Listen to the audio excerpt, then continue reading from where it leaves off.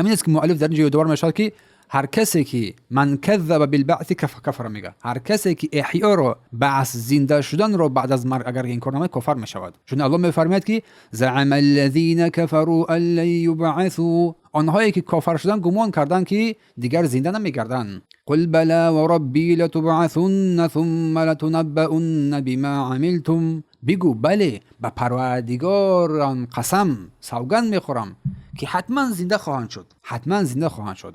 و ذلك علی الله یسیر، و این به پروردگار بسیار آسان است، خیلی آسان است. زعم الذین کفروا، گمان بردن کافران که تمام همین حیات یک حیات است، دیگر احیای زنده ای نیست، همین خیلی زندگی کنیم خوشحال نمونیم، همین طور بمیریم دیگر خلاص، نه دیگر خلاص، دیگر همین یک زندگی داریم، همین زندگی رو خوب بگذرانیم.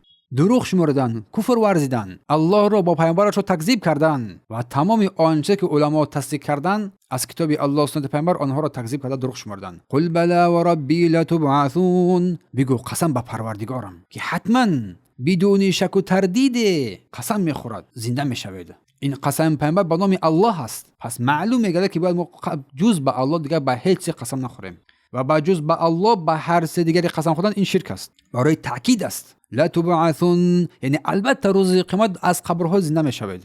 ثم لتنبؤن بما عملتم، یعنی پس از مرگ که شما میرید، مردید، وفات کردید، در قبر قرار گرفتید، سپس زنده میشوید، سپس به همه عملهایی که انجام داده اید از خرد و بزرگ خبر داده میشوید.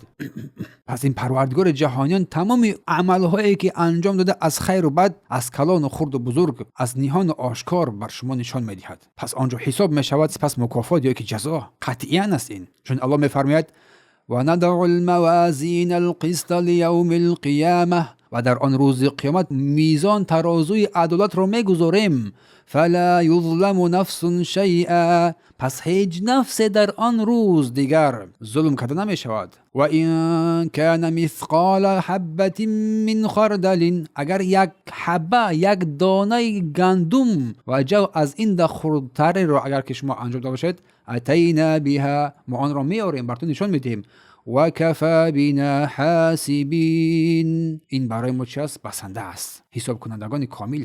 و ذلك علی الله یسیر، یعنی این کار برای الله آسان است، زنده کردن، حساب کردن و جزا دادن با آن اعمالی که شما امروز کرده اید دشوار نیست. چون الله سبحانه و تعالی الله بلند مرتبه و قادر توانا است. پس اعتقاد به احیا بعد مرگ این رکن ایمان است. این کار کردن آن کفر است، شرک است، ضلالت است که مردم پس از مرگ احیا میشوند، زنده میشوند، بر اساس همه اعمالشون جزا داده میشوند. خوب کردی خوب میبینی، بد کردی بد میبینی، و در آن روز ترازوی اعمال گذاشته میشود، هیچ کسی ظلم نمیشود. چون الله سبحانه و تعالی عدالت خود را در آن روز برای همگان چون در این دنیا نشان داده است، در آن روز هم نشان میدهد. هیچ چیز خرد، یک ذره خرد حتی گم نمیشود، حتی یک حرف حق از بین نمیرود، یک حرف باطل هم پنهان کرده نمیشود. کسی که شرک گناه کرده، بدعت و خرافات را پیش آورده، دین را کامل ندانست، حتما جزای وی جهنم قرار میگیرد.